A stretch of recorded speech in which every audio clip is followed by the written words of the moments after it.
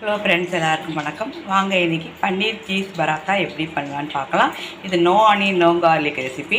இப்போ பன்னீரை இதை மாதிரி துருவிக்குங்க. இந்த கயிறு மாதிரி கட்டி துருவோம் இல்லையா, அதில் துருவிக்கலாம். அப்படி இல்லை கேரட் துருவில் கூட துருவிக்கலாம். இந்த மாதிரி நல்லா துருவி எடுத்துக்கோங்க. இப்போ இதில் காரத்துக்கு தகுந்த சில்லி ஃப்ளேக்ஸ், ஒரு அரை ஸ்பூன் போல் ஜீரகப்பொடி, அரை ஸ்பூன் போல் தனியா பொடி,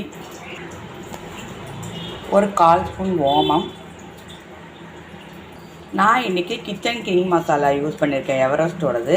நீங்கள் சாதாரண கரம் மசாலா கூட யூஸ் பண்ணிக்கலாம், அது தேவைக்கேற்ப போட்டுக்கோங்க. அடுத்தது கொஞ்சமாக கஸ்தூரி மேத்தி அதில் உளுத்து போட்டுக்கோங்க. அப்புறம் இதுக்கு தகுந்த அளவு உப்பு. இதை நல்லா மிக்ஸ் பண்ணிக்கலாம். கரண்டியால் மிக்ஸ் பண்ணுங்கள், கையால் மிக்ஸ் பண்ணாதீங்க. நல்லா மிக்ஸ் பண்ணி வச்சுக்கோங்க. இப்போ பார்த்தீங்கன்னா சப்பாத்தி மாவு பிசைஞ்சு வச்சுருக்கேன். இதில் நான் கொஞ்சமாக ஜீரகம் போட்டு பிசைஞ்சிக்கிட்டேன். இல்லை நீங்கள் ஓமம் போட்டு கூட பிசையலாம், இல்லை நீங்கள் ஸ்கிப் கூட பண்ணிடலாம்.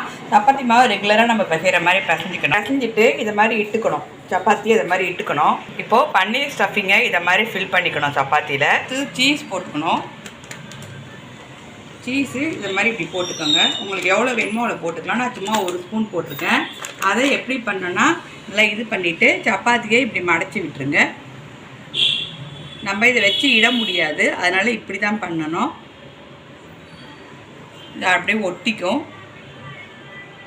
அவ்வளோதான். இதை இப்போ நம்ம தோசை கல்லில் போட்டு எடுக்கலாம். தோசை டவா ஹாட்டாக இருக்குது, இதை போடுறோம்.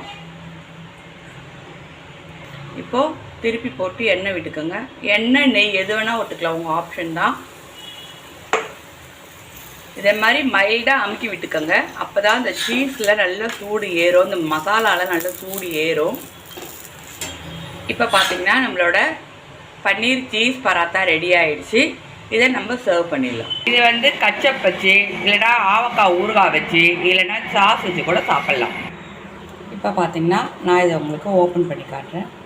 இதை பாருங்கள், மொசரல்லா சீஸ் வச்சு நம்மளோட பன்னீர் சீஸ் பராத்தா சூப்பராக ரெடி ஆகிருக்கு.